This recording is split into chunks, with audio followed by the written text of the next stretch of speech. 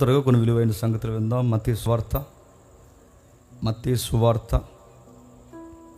28వ అధ్యాయం. మత్తయి సువార్త 28వ అధ్యాయం సుమారు 16వ వచనం నుండి 20వ వచనం వరకు. ఎవరైనా తప్పులు లేకుండా మంచిగా చదివేలాంటి చదవండి.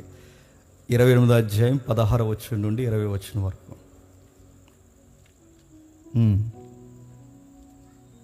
అందరూ తప్పు చదివేలేనా? చదవండి మరి. ఎవరు? 11 మంది శిష్యులు యేసు తమకు నిర్ణయించిన గలిలయలోని కొండకు వెళ్ళిరి. వారు ఆయనను చూసి ఆయనకు మ్రొక్కిరి గాని కొందరు సందేహించరు. అయితే యేసు వారి యొద్దకు వచ్చి, పరలోకమందును భూమి మీదను నాకు సర్వాధికారం ఇవ్వబడి ఉన్నది, కాబట్టి మీరు వెళ్ళి సమస్త జనులను శిష్యులుగా చేయుడి. తండ్రి యొక్కయు కుమారుని యొక్కయు పరిశుద్ధాత్మని యొక్కయు నామములోనికి వారికి బాప్తిజం ఇచ్చుచు, నేను మీకు ఏ ఏ సంగతులను ఆజ్ఞాపించుతున్నో వాటన్నిటిని గైకొనవలనని వారికి బోధించుడి. ఇదిగో నేను యుగ సమాప్తి వరకు సదాకాలము మీతో కూడా నేను ఉన్నాను. ఆగుతాం. మత్తయి సువార్త చివరి అధ్యాయమైన, లూకా సువార్త చివరి అధ్యాయమైన, అపోస్తుల కార్యము యొక్క మొదటి అధ్యాయమైన, వీటన్నిటికీ ఒక లింక్ ఉందన్నమాట. వీటిని ఒక లింక్ డాక్యుమెంట్ అంటారు. వీటి చివరి సన్నివేశాలు ఏంటంటే, యేసు ప్రభు వారు ఇక ఆరోహణం అవుతున్నాడు, అంటే వెళ్ళిపోతున్నాడు. ఈ వెళ్ళిపోతున్నప్పుడు వాళ్ళతో చాలా సీరియస్ డిస్కషన్ చేస్తున్నాడు ఆయన. నా మాటలు స్పష్టంగా ఉన్నాయిగా. లాస్ట్ వీక్ ఏదైతే మనం మాట్లాడామో దృశ్యలోకము అదృశ్యలోకం, నిజానికి దాన్ని కంటిన్యూ చేయాలి. రగడ ఎక్కువైపోతుందని ఆపేశాను నేను, ఎందుకంటే ప్రాబ్లమేటిక్ సబ్జెక్ట్ అది. అందుకే నేను చెప్పట్లేదు. కొంచెం అలా ఆసక్తి ఉన్న వాళ్ళు, డిస్కషన్ చేయాలనుకున్న వాళ్ళు నాతో డిస్కషన్కి రండి, నేను అది చెప్తాను. అది పబ్లిక్కి ఈ టైంలో వెళ్ళడం మంచిది కదని ఆపేస్తున్నాను. సరే, ఏదేమైనా ఈ విషయాలు మనం చదువుతున్నప్పుడు ప్రభు అయిన యేసుక్రీస్తు వారు శిష్యులతో చాలా చాలా క్లోజ్ డిస్కషన్ చేస్తున్నాడు. ఆయన ఫాలోవర్స్, ఆయన క్లోజ్ పీపుల్స్, ఒక మాటలో చెప్పాలంటే ఆయన ఫ్రెండ్స్. ఆ 12 మందితో ఒక ఆయన వెళ్ళిపోయాడు. ఆ 11 మందితో ఆయన డిస్కషన్ చేస్తున్నప్పుడు ఏమంటున్నాడంటే, ఇదిగో నేను వెళుతున్నప్పుడు నేను మీకు ఒక గ్రేట్ కమిషన్ ఇస్తున్నాను మీకు అన్నాడు. ఏంటది? గ్రేట్ కమిషన్ అంటే మహా ఆదేశము అని అర్థం. గ్రేట్ కమిషన్ అంటే అలాగ ఒక వర్క్ అప్పగిస్తున్నాడు. గ్రేట్ కమిషన్ అనే ఆ వర్డ్లో, ఆ పదంలో, ఆ గ్రేట్ కమిషన్ అనే పదంలో మిషన్ అనే వర్డ్ ఉంది చూడండి. మిషన్ అనేది దేన్ని అంటారు? ఒక టీం, బాగా వినాలి, ఒక టీం ఫామ్ అయి ఒక పని కొరకు నిబద్ధత కలిగి టార్గెట్ పెట్టుకొని పని చేసే వారిని మిషన్ వర్క్ అంటారు. అంటే ప్రభు అయిన యేసుక్రీస్తు వారు శిష్యుల్ని ఏం చేస్తున్నాడంటే వారిని మిషన్గా ఫామ్ చేస్తున్నాడు అన్నమాట. అలాంటి విషయాలు వాళ్ళకి నేర్పిస్తూ కొన్ని బాధ్యతలు ఇస్తున్నాడు చూడండి. ఆ బాధ్యతలు ఇప్పుడు మనం చదువుతున్నాం. 16వ వచనం. 11 మంది శిష్యులను యేసుకు తమకు నిర్ణయించిన గలిలయలోని కొండకు వెళ్ళిరి. వారు ఆయనను చూసి ఆయనకు మొక్కిరి గాని కొందరు సందేహించిరి. అయితే యేసు వారి యొద్దకు వచ్చి, పరలోకమందును భూమి మీదను నాకు సర్వాధికారం ఇవ్వబడి ఉన్నది, కాబట్టి మీరు వెళ్ళి సమస్త జనులను శిష్యులుగా చేయండి. బాగా వినండి. యేసు ప్రభు వారు వెళ్ళిపోతున్నప్పుడు ఇక చివరి టాక్స్ అవి, అంటే చివరి మాటలు ఆయనవి, చివరి మాటలు. కానీ సంఘానికి మొదటి మాటలు అవి. మరలా అందరికి అర్థమవుతుందో లేదో అర్థం చేసుకునే ప్రయత్నం చేయండి. ప్రభు అయిన యేసుక్రీస్తు వారు సంఘంతో, శిష్యులతో మాట్లాడుతున్న చివరి మాటలు, కానీ సంఘానికి మాత్రం మొదటి మాటలు. అది ఆయన చివరిచ్చే కమాండ్ అయితే, ఆయన చివరి కమాండే మనకి ఫస్ట్ కమాండ్ అన్నమాట. ఏం చెప్తున్నాడు? సంఘానికి ఇదేనండి ఇచ్చింది ఆయన.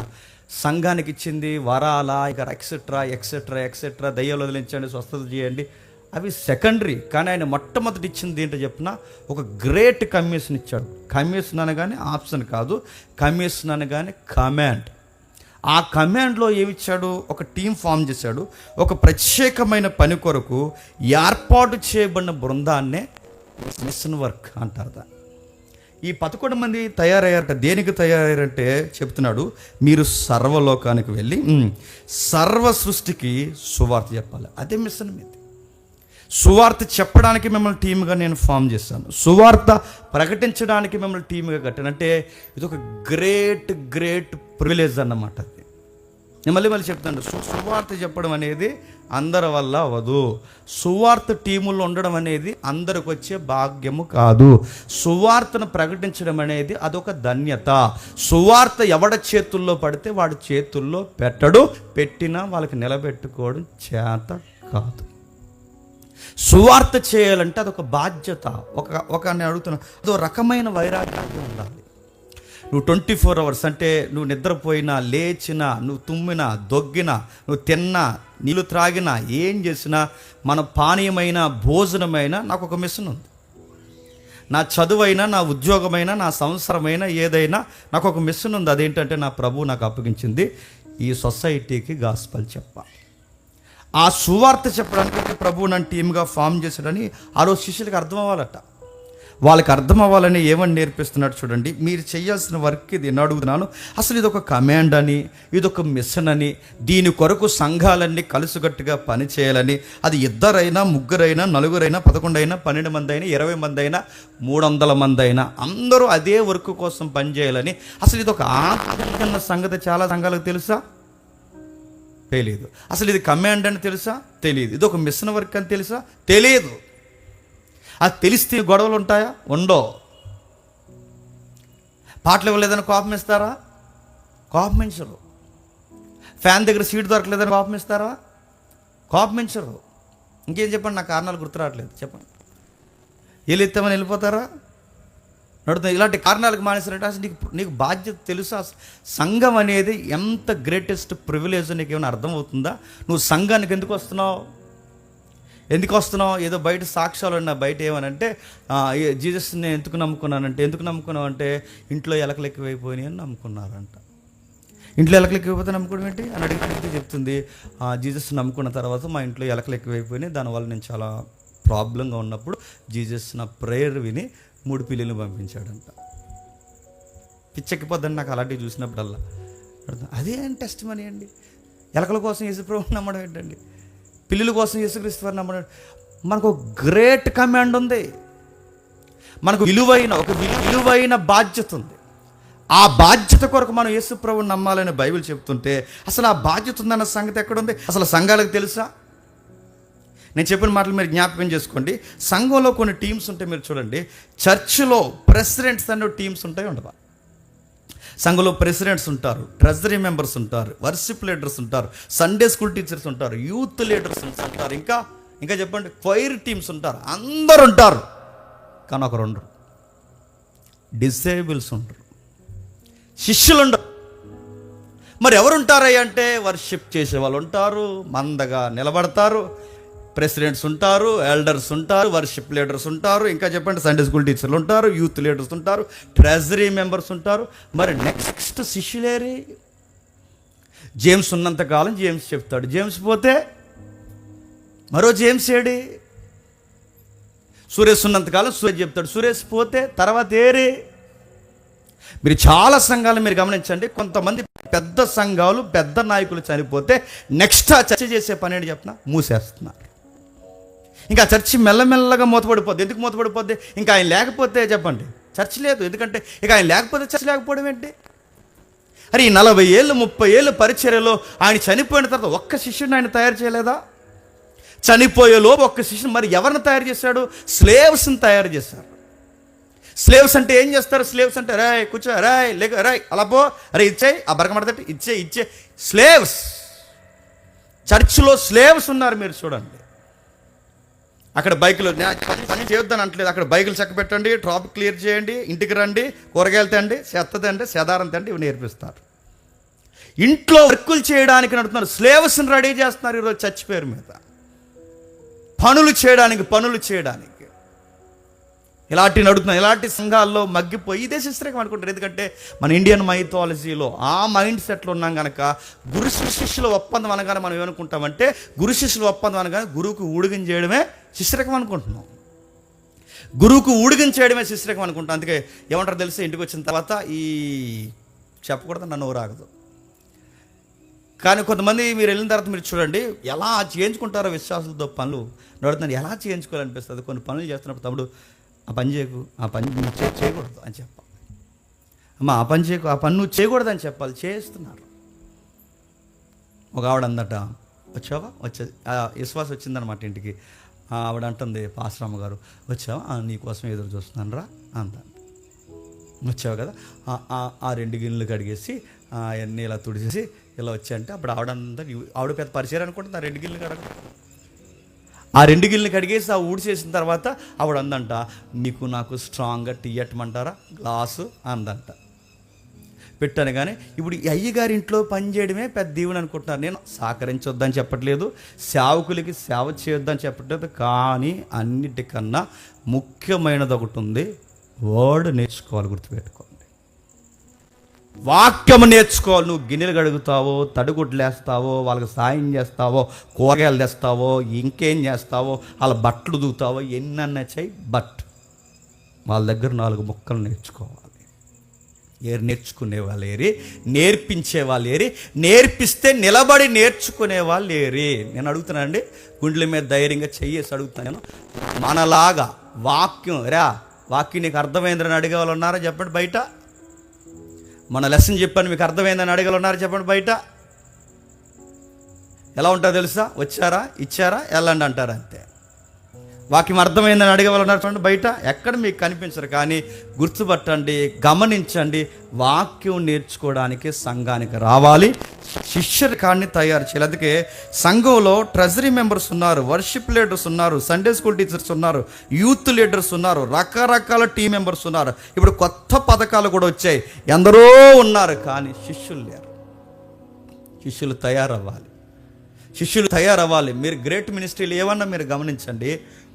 మోజెస్ మినిస్ట్రీ మీరు చూడండి. ఆది కాలంలో మోసే గారు వెళ్ళిపోతే యెహోషువ ఉన్నాడు, ఏలియా వెళ్ళిపోతే ఎలీషా ఉన్నాడు, పౌలు వెళ్ళిపోతే తిమోతి ఉన్నాడు. మనం పోతే అచ్చు జెరాక్స్ కాపీలా కొంతమంది జేమ్స్లు ఉండాలి. గుర్తుపెట్టుకోండి, నన్ను వంక పెట్టుకుని చెప్తున్నా. అచ్చు మనలాంటి వారు లేకపోయినా, లేకపోయినా లీడ్ చేయగలరు అని చెప్పగలిగే వాళ్ళు ఉండాలి. మళ్ళీ చెప్తున్నా, ప్రభు వెళ్ళిపోతూ ఏం కోరుకుంటున్నా ప్రభు అంటే ఆయన అన్నాడు, మందన పోగేయండి అనలేదు, స్థలాలు నింపేయండి అనలేదు, లక్షల మందిని కూర్చోబెట్టండి అనలేదు, తలకాయలు లెక్కెట్టుకోండి అని అనలేదు. మాది పెద్ద సంఘము, మాకు 1000 మంది వస్తారు, మాకు 3 వర్షిప్లు 4 వర్షిప్లు డే బై డే కాకుండా 1 డేలోనే అవర్ బై అవర్ అంటే గంటల వ్యవధిలోనే మాకు వర్షిప్ జరుగుతుంది. ఇలా చెప్పుకొని సంఖ్యను చూపించుకుని ఫోటోలు తీసుకుని ఫేస్బుక్లో పెట్టుకునే ఈ మినిస్ట్రీలు మనకు అప్పగించలేదు. మనకు అప్పగించింది చెప్పినా 2-3 అప్పగించినా ఆ 2-3 చెప్పండి వాక్యం నేర్పించాలి. ఇంతమంది ఉన్నారా? మళ్ళీ చెప్తున్నాను, ఇంతమంది లెక్కల్లోకి వస్తారు లేదో నాకు తెలియదు. కానీ ఇక్కడ శ్రద్ధగా ప్రతి వారం చెబుతున్న మాట ఎవరైతే నేర్చుకుంటారో, మళ్ళీ చెప్తున్నాను, ఇక్కడ శ్రద్ధగా చెబుతున్న ప్రతి మాట ఎవరైతే రాసుకొని నేర్చుకొని డౌట్స్ వస్తే అడిగి ఎవరైతే ప్రతి వారము తమ్మును తాము అభివృద్ధి పరుచుకుంటారో, రేపొద్దున యేసుప్రభు జడ్జిమెంట్ ఇస్తే జేమ్స్ ఎంతమందిని తయారు చేసేవారు అని అడిగితే నేను చెప్పుకోవడానికి ఆ రాసుకుని నేర్చుకుని ఉన్నారు చూసారా, అలానండి ఆ రోజు సంఘంగా నిలబడేది. మరి మిగిలిన వాళ్ళందరూ ఎందుకు వచ్చారు? అలా వస్తారు అంతే. నాకు అలా లుక్ ఇస్తారు, నేను వాళ్ళకు లుక్ ఇస్తాను అంతే. ఇక్కడే కాదు, పెద్ద సంఘాలు చూడండి, బిజీగా తీర్థాల్లో ఒకటిని అడుగుతున్నాను. ఒక్కరు నేర్చుకునే వాళ్ళు ఉన్నారు లేరు. అందుకే ప్రభు చెప్తున్నాడు, మీకు గ్రేట్ కమిషన్ ఇస్తున్నాను, మీరేం చేయాలి అంటే చెప్తున్నాడు, మీరు పరలోకమందును భూమి మీదను నాకు సర్వాధికారం ఇవ్వబడింది. ఏంటంట? పరలోకమందును భూమి మీదను నాకు సర్వాధికారం ఇవ్వబడింది. ప్రభువుకి దేవుడు సర్వాధికారం ఇచ్చాడు. ఎక్కడ? పరలోకమందును భూలోకమందును. ఆ లెసన్ మీరు జ్ఞాపకం చేసుకోండి. అదృశ్య లోకంలోను దృశ్యలోకంలోనే ఆయనకి సర్వాధికారం ఇవ్వబడింది. సర్వాధికారం ఇస్తే ఏం చేశాడు? ఆయనకి సర్వాధికారం ఇస్తే ఏం చేశాడు? కమాండ్ చేశాడా? అదే బెదిరించాడా? ఆయనకి సర్వాధికారం ఇస్తే ఏం చేశాడు? ఇక్కడ లేదు. కానీ ఈ చిట్ట చివరి ప్రార్థన అంటే ఈ ఆరోహణమయ్యే దానికి ముందు, సిలువకు ముందు జరిగిన ప్రేయర్లో సర్వాధికారం పొందుకున్న అప్పటికి ఆయన ఏం చేశాడో అక్కడ రాస్తాడు. చూడండి ఒకసారి, యోహాను సువార్త 17వ అధ్యాయం రండి. యోహాను సువార్త 17వ అధ్యాయం మొదటి వచనం. యోహాను సువార్త 17వ అధ్యాయం మొదటి వచనం. యోహాను సువార్త 17వ అధ్యాయం మొదటి వచనం. ప్రభు అయిన యేసుక్రీస్తు వారు ఈ మాటలు చెప్పి ఆకాశం వైపు కన్నులెత్తి, తండ్రి, నా గడియ వచ్చి ఉన్నది, నీ కుమారుని మహిమపరచినట్లు నీ కుమారుని మహిమపరచుము. నీవు నీ కుమారునికి ఇచ్చిన వారందరికీ ఆయన నిత్యజీవం అనుగ్రహించినట్లు సర్వ శరీరుల మీద ఆయనకి అధికారం ఇచ్చితివి. ఇప్పుడు చెప్పండి, దేవుడు నాకు ఒక పవర్ ఇచ్చాడు అనుకోండి, నాకు ఒక అధికారం ఇచ్చాడు అనుకోండి, అధికారాన్ని దేనికి ఉపయోగించాలట? అక్కడ ఉంది, చూసి చెప్పండి. అధికారాన్ని దేనికి ఉపయోగించాలట? అనేకులకు నిత్యజీవం అనుగ్రహించడానికే అధికారం ఉపయోగించాలట. సంఘంలో దేవుడు మనకు అధికారాలు ఎందుకు ఇస్తాడంటే అజిమాయిషీలు చేయడానికి కాదు, మీసాలు తిప్పడానికి కాదు, వాళ్ళ మీద తొడలు కొట్టడానికి కాదు, కళ్ళు ఎరచేయడానికి కాదు. నాకేదన్నా ఒక అధికారం ఇచ్చాడంటే, అరే ఈయన్ని ఎట్లా అయినా సరే ఈయన్ని నిత్యత్వానికి నడిపించాలరా, ఈయన్ని ఎలాగైనా సరే నిత్యత్వంలో నిలబెట్టాలరా అని దాని కొరకు తపస్సు చేసినట్టు చేసి ఆ మనిషి కొరకు ఎక్కువ ఆలోచించాలట. కానీ అధికారాలు అంతకు ఉపయోగిస్తున్నారా? కోపాలకి, తాపాలకి, అనవసరమైన విషయాలకి. నేను అడుగుతున్నాను, ఈరోజు అజిమాయిషి చేసి లార్డుల్లా ఫీల్ అయిపోయే కాపుర్లు ఎల్లరస్ ఎక్కువైపోయారు లేరా? చెప్పండి, ఫీల్ అవుతున్నారు. అందుకే ప్రభు పేతురు గారు అంటారు ఏమనంటే, మన ప్రభువులైనట్టుండక గ్రేట్ మినిస్ట్రీలో గ్రేట్ యాటిట్యూడ్ ఏంటి చెప్పినా, లార్డ్స్ లాగా వ్యవహరించుకోకూడదు. మనం లార్డ్లు అంటే ప్రభువులాగా వ్యవహరించి కనుసైకిల్తో సైకిల్ చేసేసి అలా కూర్చోబెట్టేసి బెదిరించేసి, అదే ఆ లార్డ్ యాటిట్యూడ్ వద్దంటుంటా, ఆ వ్యవహారాలే వద్దంటుంటా, ఆ బెదిరింపులు వద్దంటుంటా. మరి ఏం చేయాలి? నాకు దేవుడు ఒక అధికారం ఇచ్చాడంటే ఆ అధికారాన్ని అజిమాయిషీ చేయడానికి కాదు, వాడిని ఎట్లాగైనా సరే చెప్పండి నిత్యత్వానికి నడిపించాలి. ప్రభు అదే చేశాడట. నీవు నాకు ఇచ్చిన అధికారం బట్టి నిత్యజీవం అనుగ్రహించినట్లు సర్వ శరీరాల మీద ఆయనకు అధికారం ఇచ్చింది. నాకు ఎందుకు అధికారం ఇచ్చావు? అనేకులను పరలోకాన్ని నడిపించడానికి. ఇప్పుడు నీకు నాకు అధికారం ఎందుకు ఇస్తాడు? అనేకులను పరలోకాన్ని నడిపించడానికి. మనం ఏం చేస్తున్నాం? బానిసలను తయారు చేస్తున్నాం. మనం చెప్తే భయపడిపోయే వాళ్ళని తయారు చేస్తున్నాం. కానీ మనం ఎవరిని తయారు చేయాలి చెప్పిన, నిత్యత్వం వైపుకు అడుగులు వేసేవారిని తయారు చేయాలట. ఇంకేం చెప్తున్నాడు కిందికి, చేయుటకు నీవు నాకు ఇచ్చిన పనిని నేను సంపూర్ణంగా నెరవేర్చి భూమి మీద నిన్ను మహిమపరిచితిని. ప్రశ్న అడుగుతున్నాను, చెప్పండి. చేయుటకు నీవు నాకు ఇచ్చిన పనిని సంపూర్ణముగా, భూమి మీద నువ్వు నాకు ఇచ్చిన పనిని సంపూర్ణంగా నెరవేర్చి భూమి మీద నిన్ను మహిమపరిచితిని. సంపూర్ణంగా నెరవేర్చిన వరకు ఏంటండి? కొన్ని కామెంట్రీలు, కొన్ని ప్రసంగాల్లో కామెంట్లు, కొంతమంది అధ్యాయాన్ని ఎలా వివరించారు చెప్పిన, నేను బైబిల్ నేర్చుకుంటూ తొలినాళ్ళల్లో నన్ను డిస్టర్బ్ చేసిన అధ్యాయాలు ఇక అధ్యాయం 1. ఎందుకంటే రాంగ్ ఇంటర్ప్రిటేషన్ ఇచ్చిన ఆ జ్ఞాపకాలు నాకు ఉన్నాయి, వాళ్ళు ఇచ్చినవి మీరు జ్ఞాపకం చేసుకోండి. చాలామంది చేయుటకు నువ్వు నాకు ఇచ్చిన పని కానీ కొంతమంది ఏమన్నారంటే, ఆయన ఇతర సమీప గ్రామాల్లో సువార్త చేశాడుగా, ఆయన ఇతర సమీప గ్రామాల్లో సువార్త చేశాడు కనుక ఆ సువార్త చేసే పని ఇంక చేసే అవకాశం లేదు. ఎందుకు? ఈ ప్రేయర్ ఎక్కడిది? ఈ 17వ అధ్యాయంలో చేస్తున్న ప్రార్థన ఎక్కడిది చెప్పండి? చర్చి కొత్త ఎందుకు సంతూరు మమ్మీలా చూస్తారండి? అన్ని దిక్కులు నోరుకొని బాగానే ఉంటుంది.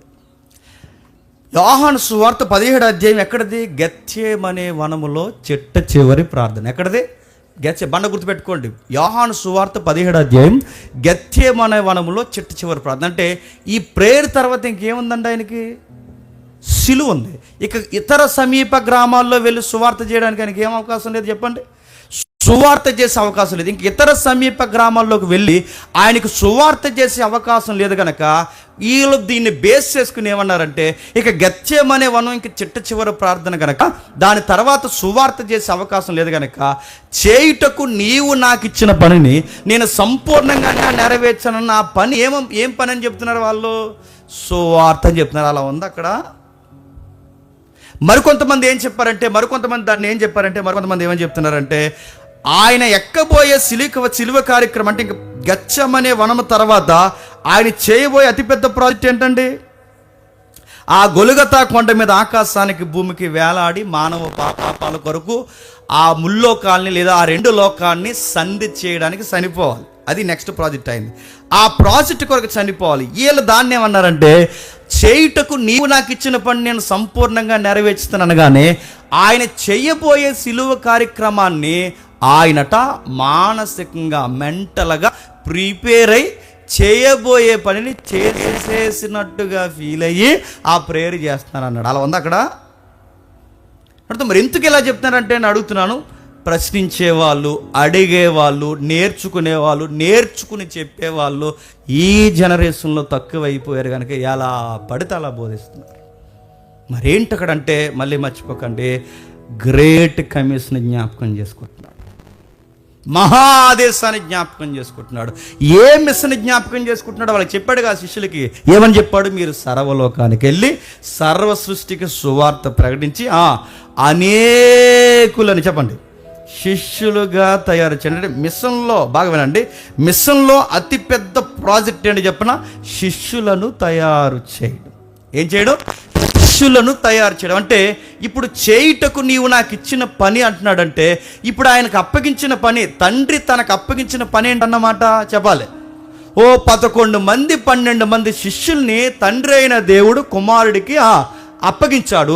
ఇదిగో ఈ 12 మందిని నీకు ఇస్తున్నాను, ఈ 12 మందిని నువ్వు సంపూర్ణముగా తయారు చేయడమే మిషన్. చేయుటకు నీవు నాకు ఇచ్చిన పని నేను సంపూర్ణంగా నెరవేర్చానంటే ఆ ప్రేయర్కి అర్థం ఏంటి చెప్పండి? నేను వెళ్ళిపోతున్నాను, నేను వెళ్ళిపోయిన తర్వాత ఈ ప్రాజెక్టును కొనసాగించే వారియర్స్ నేను చెప్పండి రెడీ చేసేసాను. అది ప్రేయర్ అక్కడ. అంటే యేసు ప్రభువు వారు ఎక్కువ తహతహలాడిపోయింది. అంటే గెత్సేమనే వనములో ఆ మానసిక రోధంలో కూడా, ఆ ప్రార్థనలో కూడా ఆయన ఎక్కువ జ్ఞాపకం చేసుకునేది ఏంటో చెప్పిన, మనుషులు వాక్యములో తయారవ్వాలి, మనుషులు వాక్యంలో తయారవ్వాలి, శిష్యులు తయారవ్వాలి, యేసు ప్రభుని ఎక్స్పోజ్ చేసే వాళ్ళు తయారవ్వాలి, సువార్త పక్షము నిలబడే వాళ్ళు తయారవ్వాలి. అలా తయారు చేయడానికి దిట్ట కలిగిన వారిని ఎంపిక చేసుకోవాలి. అందుకే ఆ 11 మంది, అందుకే ఆయన ప్రేయర్ చేస్తున్నాడు చూడండి. మీకు ఇంకా బాగా అర్థం కావాలంటే, తండ్రి లోకం పుట్టక ముందు నీ యొద్ద నాకు ఏ మహిమ ఉండెనో ఆ మహిమతో నన్ను ఇప్పుడు నీ యొద్దకు మహిమపరచుము. లోకము నుండి నీవు నాకు అనుగ్రహించిన మనుష్యులకు ఏంటట, నీవు నాకు అనుగ్రహించిన మనుషులకు నీ నామం ప్రత్యక్ష పరిచితిని, వారు నీ వారై ఉంటుంది, నీవు వారిని నాకు అనుగ్రహించితి, వారు నీ వాక్యమును చెప్పండి గాయకని ఉన్నారు. సిలువెక్కే సిలువు కార్యక్రమం కొరకు ఆయన ప్రార్థన కన్నా ఆయన చివరి ప్రార్థనలో ఎక్కువ కేంద్రీకరిస్తుంది దేనికి చెప్పండి? శిష్యులు తయారు చేయడం, శిష్యులను తయారు చేయడం. నేను మళ్ళీ చెప్తానండి, యేసు ప్రభు సభ పెడితే ఆ రోజుల్లోనే 5,000 మంది వచ్చారు, ఆ రోజుల్లో 8,000 మంది వచ్చారు. ఆ రోజుల్లో ఎరుకో టౌన్లో ఆయన నడిచి వెళ్ళిపోతుంటేనట కొన్ని వేల మంది ఆయన వెంబడించారట. ఆ రోజుల్లోనే 20,000 మంది, ఆ రోజుల్లోనే కొంత లక్షల మంది ఆ పెంతెకొస్తు దినాన్న శిష్యులు పెంతెకొస్తు దినాన్న అక్కడ ఫామ్ అవుతున్నప్పుడు లక్షల మంది అక్కడ ఫామ్ అయ్యారట. అంటే ఇన్ని వేల మంది వచ్చారు, ఇన్ని వేల మంది తిరిగారు, ఇన్ని వేల మంది ఉన్నా ఆయనకి మిగిలింది ఎంతమంది చెప్పండి? 12 మందే. ఆ 12 మందిలో మిగిలింది ఎంతమంది చెప్పండి? యేసు ప్రభు సంఘం యొక్క సంఖ్య ఎంత చెప్పండి? సిగ్గెంత చెప్పండి? చాలామంది గొప్ప సంఘాలు అంటే ఏమనుకుంటున్నారంటే జనం ఎక్కువ రావడం అనుకుంటున్నారు. ఒకవేళ అదే లెక్క జనం ఎక్కువ రావడమే గొప్ప సంఘాలంటే ఈ సొసైటీలో చీపెస్ట్ మినిస్ట్రీ చేసింది ఎవరు చెప్పినా మీ లెక్కల ప్రకారం? ప్రభు అయిన యేసుక్రీస్తు. ఎందుకు? అసలు 11 మంది సంఘం ఎవరికైనా ఉంటారా? 5,000 మంది వచ్చారు, 100 మంది వచ్చారు, 70 మంది వచ్చారు. మళ్ళీ చెప్తున్నాను, వస్తారు, చాలా మంది వస్తారు, అందరూ నిలబడరు, కొందరే నిలబడతారు. ఆ నిలబడే వాళ్ళు నెంబర్స్లో ఉంటారు. అది మనకు అర్థం అవుతుంది. ఎవరైతే నిలబడుతున్నాడో, ఎవడైతే ఓన్ పట్టుకుంటున్నారో, ఎవరైతే నేర్చుకునే తపస్సు కలిగి ఉన్నారో వాళ్ళని మనం పట్టుకోవాలి. 70 మంది వచ్చారు. ఆ ప్రసంగం విని అన్నారట, అసలు ఎవడైనా ఇలాంటి ప్రసంగాలు చెప్తారో జీసస్ అని అడిగారట. ఏం ప్రసంగం చెప్పాడు ఆయన తెలుసు? ఏం ప్రసంగం చెప్పాడు మీకు గుర్తుందిగా? ఏం ప్రసంగం చెప్పాడు ఆయన? నా శరీరమును తిని నా రక్తము తాగిన వాడే నిత్య జీవం గలవాడు, నేను నిజమైన మన్నాను. కానీ అయ్యే ఏంటి ఇలాంటి ప్రసంగాలు చెప్తాడు? ఎవడైనా శరీరాన్ని తింటాడా? ఇప్పుడు ఆయన సేమ్ తినేస్తాం తినేస్తాడా అన్నారంట. వాడు చెప్తాడు అర్థమవుద్దండి వీళ్ళకి. ఆయన చేయి తినేస్తే అన్నీ ఇలాంటి ఇది నరమాంస భక్షకులు ప్రసంగాలు చెప్తాడేటని అక్కడికక్కడే ప్రసంగం అర్థమవ్వకపోతే అడగాలి కదండి. అర్థమవ్వకపోతే అడగాల్సింది పోయి అక్కడి నుంచి చచ్చి మానేస్తారట. ఏమనాలి చెప్పండి? అంటే అర్థం చేసుకోవడానికి బదులు అపార్థం చేసుకుని మానేస్తారు. చూడండి, ఇవన్నీ మీకు ఏం అర్థమవుతాయి? అందుకే యేసు ప్రభు వారు పదే అడిగేది చెప్పిన, ఇప్పుడు ఇదే సభ అనుకోండి, 1000 మంది ఉన్నారు, లేదా 10,000 మంది, 20,000 మంది ఉన్నారు అనుకోండి. ఇలా కూర్చున్న వాళ్ళందరూ ఇక్కడ కూర్చొని అలా ఇంటుండగా ఈయన క్లోజ్ సర్కిల్ ఉంటారుగా శిష్యులు. ఆ క్లోజ్ సర్కిల్ ఉన్నప్పుడు వీళ్ళందరూ వెళ్ళిపోయిన తర్వాత ఇలా జనాల్లో ఉన్నప్పుడు బాగానే తలకాయలు ఊపుతారు. ఎవరు శిష్యులు మనలాగే ఏది తెలియకపోయినా ఎస్ నేను అది అనుకుంటున్నాను అంటాం. ఇప్పుడు నాకు దగ్గరగా ఉన్న బ్యాచ్ ఉన్నారు అనుకోండి, వాళ్ళు ఏమంటారా, వాళ్ళకి తెలిసిపోయినట్టు ఎస్ నెక్స్ట్ మత్తయి సువార్త అంటుంటారు అన్నమాట. నిజానికి వాళ్ళకి ఏమీ అర్థం లేదు. తర్వాత జనాల్లో మరి రోజు తిరిగిన వాళ్ళు అలాగ అనకపోతే సి అంటారనేసి అలా ఊగుతారు. ఆ తర్వాత వెళ్ళిపోయిన తర్వాత అడుగుతారు, ప్రభు అంటాడు వీళ్ళకి అర్థం లేదు సబ్జెక్ట్ అని ఆయనకి తెలుసు అంటాడు. ఇందాక విత్తివాడిని కూర్చుని ఉపమాన భావం చెప్పాను సురేష్, నీకు అర్థమైందా అని అడుగుతాడంట. నీకే చెప్తున్నాడు, ఇందాక ఆ మార్గం మధ్యలో పడిపోయిన విత్తనాల కోసం చెప్పాను, అర్థమైందా? మీకు ఈ టాక్స్ శిష్యులకి యేసుప్రభుకి జరుగుతుంది. మీరు ఎప్పుడైనా చదివారా? ఇలా రండి, పబ్లిక్ వెళ్ళిపోయాను, మీరు ఈ పక్కకు రండి, ఇంతకు ఒక లెసన్ చెప్పాను, మీకు అర్థమైందా అని అడిగాడట. థియేటర్ లాటలు అంటారు, అర్థం లేదు, మరి ఇందాక తలకాయ ఊపో, అలా ఊపాను ప్రభువా అంటారు. సరే నాకు తెలుసు నీకు అర్థం లేదని, సరే ఇప్పుడు చెప్పు, ఎందుకు అర్థం లేదు, ఎక్కడ అర్థం లేదు? నేను అనుకుంటానండి, ఇలాంటి లీడర్స్ ఈ రోజు సంఘం అనుకుంటే శిష్యులు చాలా త్వరగా వెళ్తారు. ఎక్కడికి వెళ్తున్నారు? ఇలా రండి, ప్రేయర్ చేద్దాం రండి. ఆయన ప్రార్థన చేసుకున్నప్పుడు కూడా దగ్గర పెట్టుకుని ఎవరితో ప్రేయర్ చేయించేవాడట? శిష్యులతో. ఆయన భోజనం చేస్తున్నప్పుడు కూడా ఎవరితో కలిసి భోజనం చేసేవాడట? శిష్యులతో. ఆయన నిద్రపోతున్నప్పుడు ఎవరితో కలిసి నిద్రపోయేవాడట? శిష్యులతో. ఆయన వాక్యాన్ని కానీ డిస్కషన్ చేస్తున్నప్పుడు ఎవరితో డిస్కషన్ చేసేవాడట? శిష్యులతో. ఎందుకు చెప్తున్నా, శిష్యులు ఇవన్నీ చూసి నేర్చుకోవాలి. మనకు కూడా తిరుగుతున్న వారు కొన్ని చూస్తారు, వాళ్ళు మనల్ని చూసి నేర్చుకోవాలి. నేను బుక్ చదివాను, ఆ బుక్ ఏంటి చెప్పినా, షాపింగ్లకి వెళ్ళినప్పుడట విశ్వాసం కూడా పెట్టుకుని వెళ్ళకూడదంట. విశ్వాసం పోద్దంట వాళ్ళకి, మనం చేసే షాపింగ్లకి. నడుతున్నాను ఎందుకు తీసుకెళ్ళాలి, వాళ్ళకి అర్థం అవ్వాలన్నా అది కూడా కొంటే నీకు బాగుంటుంది కదంటే కొనంతముడు, ఎందుకంటే నా బడ్జెట్ అక్కడతో చెప్పండి అయిపోయింది. ఇవన్నీ వాళ్ళు చూడాలి, మనం ఏం తింటామో, ఏం ఖర్చు పెడతామో, ఎలా మాట్లాడతామో, ఎక్కడుంటామో, మన కూడా ఉన్న వాళ్ళకి మన జీవితం తెరిచిన పుస్తకంలా కనబడాలి. అప్పుడే శిష్యులు తయారవుతారు. యేసుప్రభువు అందుకే అది ప్రయత్నం చేస్తున్నాడు. చూడండి, అర్థమైందా అని పదే ఆయన అడుగుతాడు, అడుగుతాడు, వాళ్ళతో డిస్కషన్ చేస్తాడు, ప్రేయర్ నేర్పిస్తాడు. అందుకే ఆయనకి ఇచ్చిన అధికారమును బట్టి ప్రభువా నిత్య జీవం అనుగ్రహించినట్లు నాకు అనుగ్రహించిన వారిని సంపూర్ణముగా వాక్యమందు వారిని నేను సిద్ధపరిచితిని. మన సంఘానికి 1000 మంది వస్తున్నారో, 2000 మంది వస్తున్నారో, లేకపోతే రేపు పొద్దున 5000 మంది వస్తారో, లేదా ఇంకా పెద్ద సంఘం అవుద్దు ఏమో నాకు తెలియదు, కానీ వీళ్ళందరూ మనకు గుర్తుంటారు లేదో నాకు తెలియదు, కానీ ప్రతిరోజు వాక్యాన్ని డిస్కషన్ చేసి వాక్యాన్ని నేర్చుకుంటారు. చూసారా, వాళ్ళేనండి రేపు మిగిలేది, వాళ్ళేనండి ఉండేది. సరదాగా వచ్చి సరదాగా వెళ్ళిపోయి ఉంటారు లేదో నాకు తెలియదు, కానీ వాక్యాన్ని ఉన్నట్టుగా నేర్చుకునే శిష్యులు ప్రభువుకు కావాలట. 17వ వచనంలో ఒక మాట అంటున్నాడు, చూడండి ఒకసారి. అదే 28వ అధ్యాయం యోహాను సువార్త 17వ అధ్యాయం 28వ అధ్యాయం 17వ వచనం. 28వ అధ్యాయం 17వ వచనం.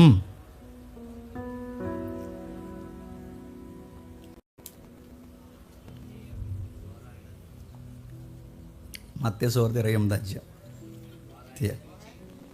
చెప్తున్నాను కదా, నేను గురువునైతే పరమానందం శిష్యులు ఎవరు చెప్పిన, నేను చెప్తున్నా. 28వ అధ్యాయం ఏముంటుందండి, మత్తయి సువార్తే కదా. సరే, 28వ అధ్యాయం 17వ వచనం.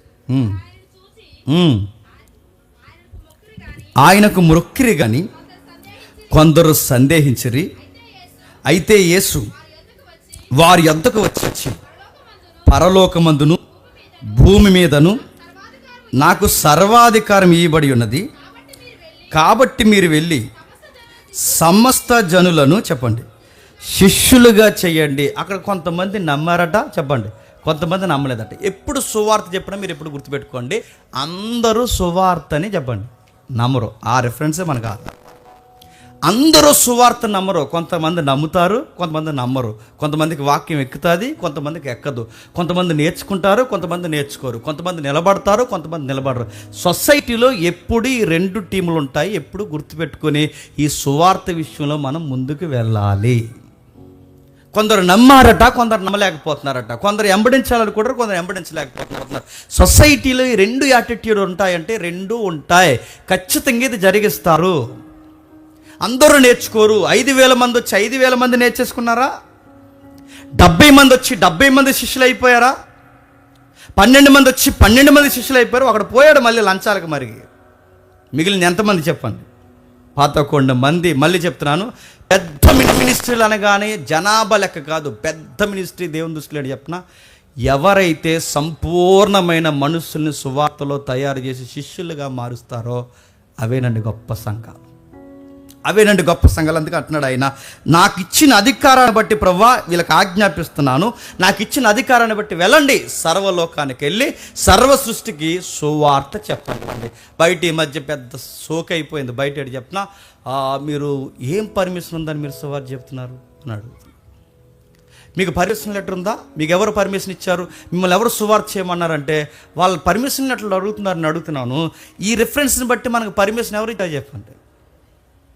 పరలోకం నుంచి మనకు పర్మిషన్ ఇచ్చారు. ఎలాంటి ముల్లోకాల మీద లేదా 2 లోకాల మీద నాకు అధికారం ఉంది. ఈ 2 లోకాల మీద అధిపతిగా నేను ఆజ్ఞాపిస్తున్నాను. సర్వలోకానికి వెళ్ళి సర్వ సృష్టికి సువార్త ప్రకటించినది ప్రభుత్వ అధికారం అని దేవుడు మనకు చెబితే, ఈ మధ్య లింగం అని తయారై నన్ను అడిగితే సాతానుడే పంపిస్తారండి వాళ్ళని. ఆ లింగం అని తయారై వాళ్ళు వచ్చి పర్మిషన్ ఉందా, మీకు హక్కు ఉందా, మీకు పవర్ ఉందని అడిగితే ఈసారి చెప్పండి ఏమంటే పర్మిషన్ ఉంది.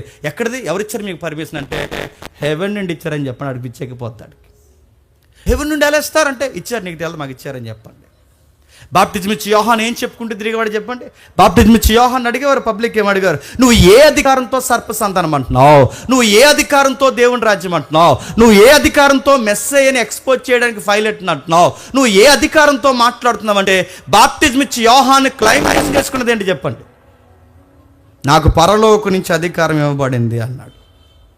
మనం సువార్త చేస్తున్నామంటే, నిలబడి మాట్లాడుతున్నామంటే ఎవరో అధికారి మనకు చెప్పాడనో, ఎవరో మనకు లెటర్ ఇచ్చారనో, ఎవరో మన వెనకాల అధికారులు ఉన్నారనో కాదు.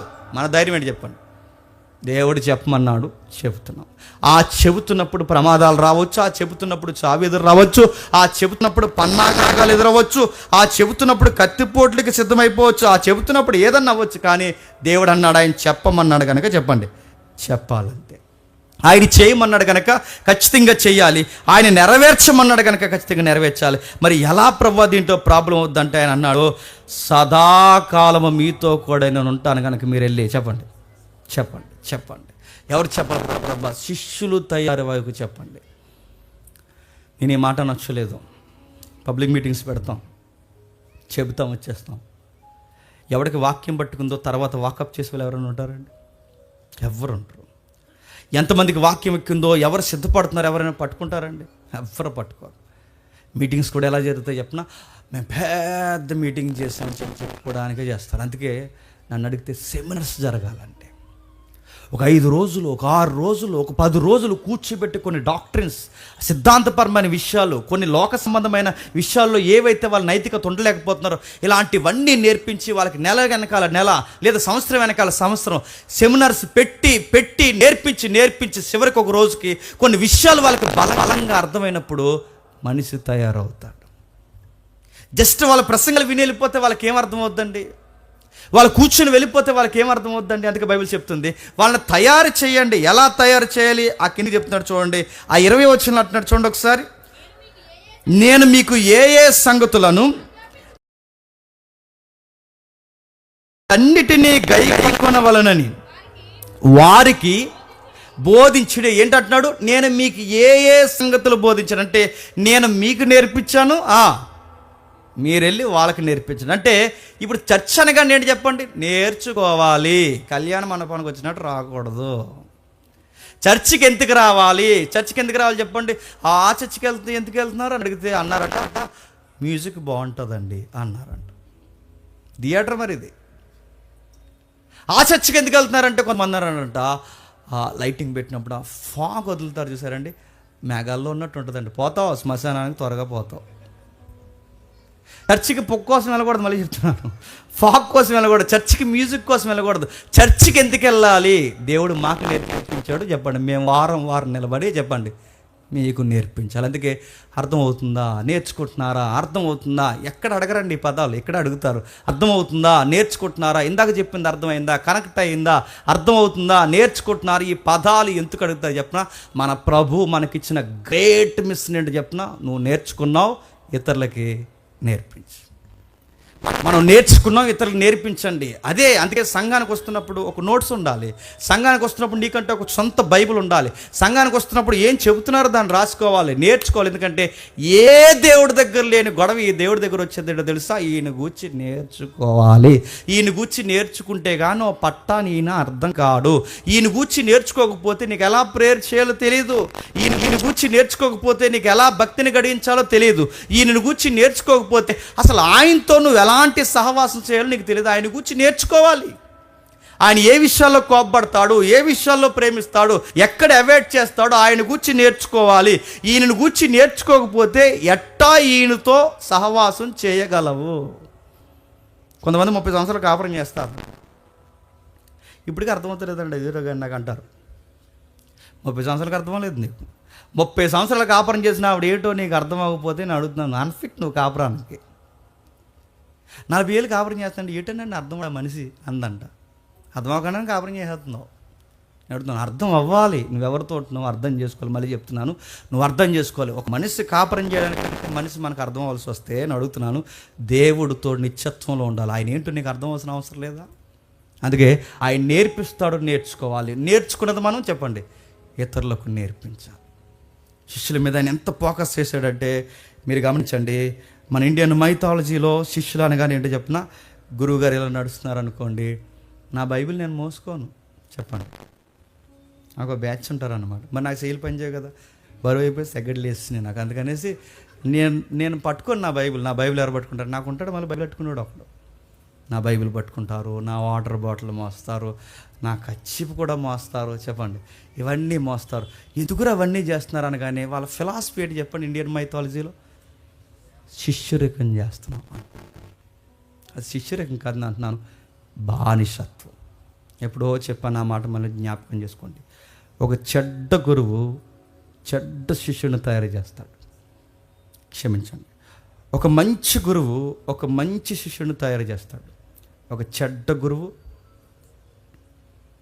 స్లేవుని తయారు చేస్తాడు. గుర్తుపెట్టుకోండి, ఒక మంచి గురువు మంచి శిష్యుని తయారు చేస్తే, ఒక చెడ్డ గురువు చెడ్డ శిష్యుని తయారు చేయడు. స్లేవ్ అంటే బానిసను తయారు చేస్తాడు. ఆడి పిల్లలకు ఊడిగం చేయాలి, వాళ్ళందరూ ఊడిగం చేయాలి, వాళ్ళ బతుకంతా ఊడిగం చేయాలి. స్లేవ్స్ని తయారు చేస్తారు. వెనకాల వాటర్ బాటిల్ పట్టుకొని తిరగడం, ఏ పనులు చేయడం, ఇది శిష్యరేఖ అనుకుంటున్నారు. ఎవరన్నారు?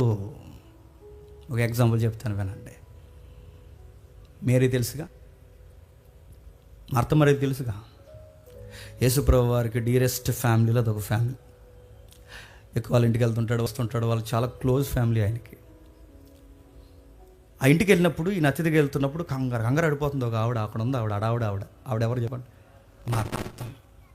ఏమండమంటారు అని అడిగిందంట. ఆయన ఏం వండమంట, ఈవిడ మొదలెట్టింది. ఇంకా అది వండేస్తుంది, ఇది వండేస్తుంది, అలా వండేస్తుంది, ఇలా వండేస్తుంది, అలా తిరిగేస్తుంది, అక్కడ తిరుగుతుంది, ఎక్కడ తిరుగుతుంది, అలా పరిగెడుతుంది, ఇలా పరిగెడుతుంది. పరిగెట్టి వచ్చినదట, యేసుప్రభువా నీకు అస్సలు నా మీద నీకు జాలేదు, నీకు చింత ఉంది అసలు అంట. ఏంటమ్మా నీ చింత అంటే, కిచెన్ రూమ్లో నేను ఎంత బిజీగా తిరుగుతున్నప్పుడు ఆ పిల్లని నా దగ్గర హెల్ప్ చేయడానికి నాకు పంపవేంటి అని అడిగింది. ఆ పిల్ల ఎవరు? వాళ్ళ అక్క. ఎవరు?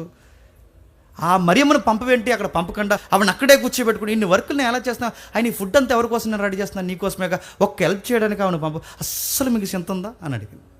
యేసుప్రభువారు అన్నారు, ఏం వండుతున్నావమ్మా, సేమియా కాస్తున్నావా అనలేదు ఆయన. చట్నీ గట్టిగా చేయే అనలేదు. ఏమన్నాడు ఆయన? ఏమన్నాడు చెప్పండి? అలాంటివి ఏమైనా మాట్లాడు? ఏం మాట్లాడలేదు ఆయన. ఏమన్నాడు చెప్పండి? మార్తా నీకు విషయం చెప్పాలి. విషయం చెప్పనా? వాక్యం నేర్చుకో మార్తా అన్నాడు.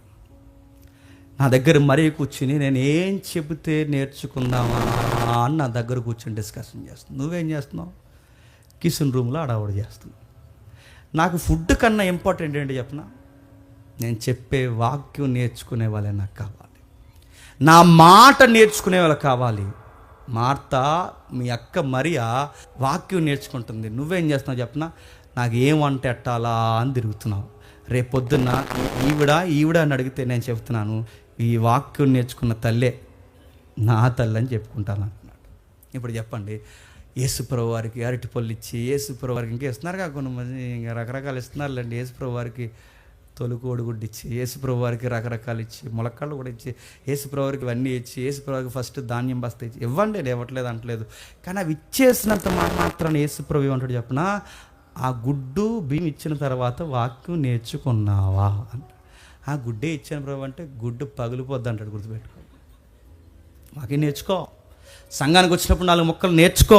ఏం చెప్తున్నారు? ఆ మొదటి వర్తమానంలో ఏం చెప్తున్నారు, రెండో వర్తమానంలో ఏం చెప్తున్నారు? నేర్చుకుని తయారవ్వాలి.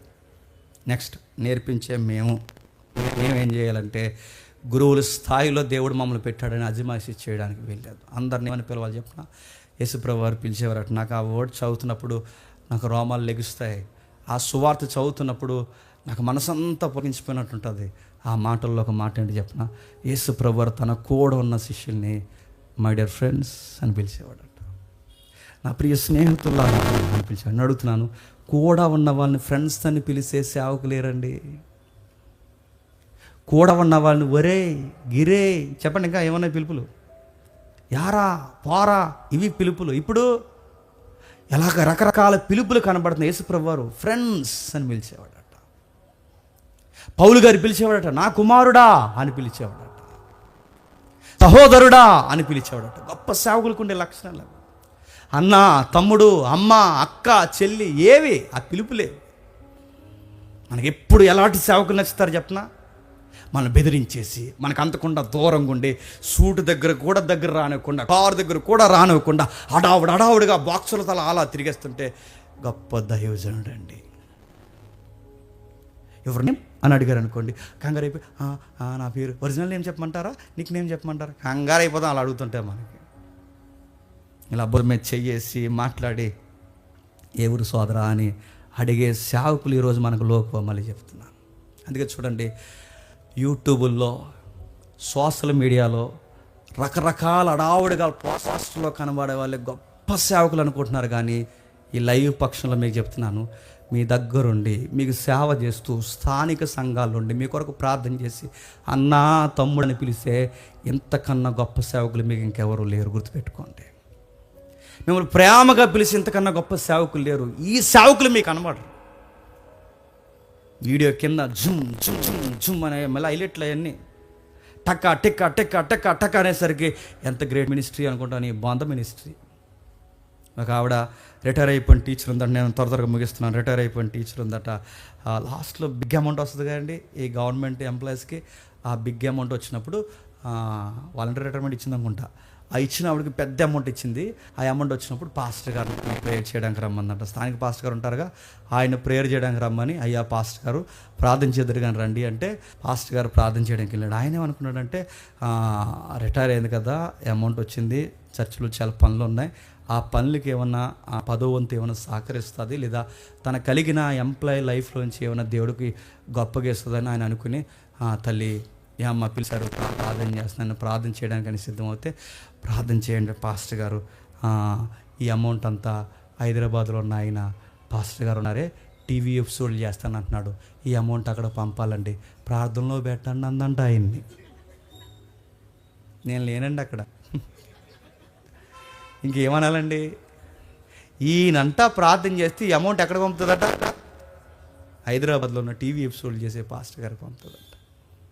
నేను అంటున్నాను, దగ్గరగా ఉంటే విలువ తెలియదు, దగ్గరగా ఉంటే విలువ తెలియదు, పిలుపులు కలుపుకొని పిలుస్తుంటే విలువ తెలియదు. యేసుప్రభు వారి యొక్క విలువ ఇస్కరియోతు యోధాకి తెలియలేదు. లోకు గట్టాడు, 70 మందికి తెలియలేదు, లోకు గట్టారు. ఆయన వెనకాల వేల మంది వెంబడించారు, ఆయన లోకు గట్టారు. 11 మందికి అర్థమైంది ఆ 11 మంది నేర్చుకున్నారు. ఆ 11 మంది ప్రపంచాన్ని చెప్పండి కుదిపేశారు. ఆ 11 మంది సువార్త నాణ్యంగా చేశారు కనుక ఆ సువార్త రాజమండ్రి వరకు వచ్చింది. రాజమండ్రి కంబాల చెరువు హైటెక్ బస్ స్టాండ్ పక్కన ఈరోజు మనం నిలబడి మాట్లాడగలుగుతున్నామంటే సరైన 11 మంది తయారయ్యారు. అందుకే పెద్దోళ్ళు తెలిసి అన్నారో తెలియక అన్నారో సామెత, మంద ఎక్కువ వద్దు చెప్పండి. మంద ఎక్కువైతే ఏమవుద్దట, మజ్జిగ మామూలు పలస కావద్దు, చాలా పలసగా అయిపోద్ది. అందుకే మంద ఎక్కువ వద్దు, సరైన వాళ్ళు చెప్పండి ఒక 4-5 సరైన టీం ఉంటే కదపాలండి.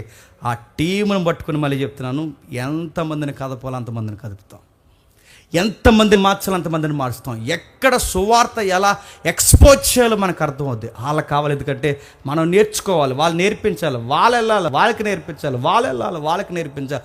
ఇలా తరం వెంబడ తరము, జనరేషన్ వెనకాల జనరేషన్, ఒకరి వెనకాల ఒకరు నేర్పించి రేపొద్దున్న ఇక్కడి నుంచి మనం మన కాలాన్ని ముగించుకొని చెప్పండి వెళ్ళిపోవాలి. ఇది మినిస్ట్రీ. ఇదంతా విన్న తర్వాత జేమ్స్ ఏం చెప్పాడు రాత్రి అంటే, మీరు నాకు ఒక సర్టిఫికేట్ ఇస్తారు. ఆ సర్టిఫికేట్ ఏంటి చెప్పిన, సేవకులకి సేవ చేయొద్దు అన్నాడండి అన్నారు. నేను సేవకులకి ఏం సేవ చేయొద్దు అంటలేదు, నేను అంత పక్షపాతం ఏం కాదు. నాకు చిన్న హెల్ప్ చేసే సహోదరులు ఉన్నారు, నాకు డ్రైవింగ్ చేస్తారు, నాకు కూడా వస్తారు. నేను మీటింగ్కి వెళ్ళినప్పుడు నాతో చాలా క్లోజ్ మూవ్ అవుతారు. నేను సేవ చేయొద్దు అంటలేదు, నా మీనింగ్ అది కాదు. అదొక్కటే చేసి ఆగిపోతాను, అదొక్కటే చేసి మీరు వాక్యం నేర్చుకోకుండా తిరగొద్దు అంటున్నాను. ఎలీసా కూడా పరిచర్య చేశాడు. ఏలియా గారు చనిపోయారు, ఏలియా గారు ఆరోహణం అయిపోయాడు, ఇక ఎవరు లేరు. తర్వాత ఆ ఏరియాలో యుద్ధం వస్తుంది. యుద్ధం వస్తున్నప్పుడు ఎవరు దీర్ఘదర్శి ఉన్నారని డిస్కషన్ చేశారు. ఎవరున్నారు దీర్ఘదర్శి? దీర్ఘదర్శి అంటే తెలుసు కదా, 1999 తర్వాత 90 తర్వాత తెలుగు ఇంగ్లీష్ రాళ్ళు పుట్టారట. మనమే. దీర్ఘదర్శి అంటే సీరియస్గా చూడకండి. దీర్ఘదర్శి అంటే చెప్పండి భవిష్యత్తు జరగబోయేది చెప్పేవాడని. ఆ దీర్ఘదర్శి నుంచి వచ్చిన పదమే ప్రవక్త. ప్రవక్త అంటే భవిష్యత్తు చెప్తారు. ఎవరున్నారు ప్రవక్త? ఏలియా ఉన్నంత కాలం యుద్ధం చేయాలో చేయకూడదు చెప్పేవాడు, వెళ్ళాలో వెళ్ళకూడదు చెప్పేవాడు, అన్ని విషయాలు చెప్పేవాడు. ఇప్పుడు అన్నీ డిస్కషన్ చేయడానికి ఏలియా లేడు, ఏలియా వెళ్ళిపోయాడు.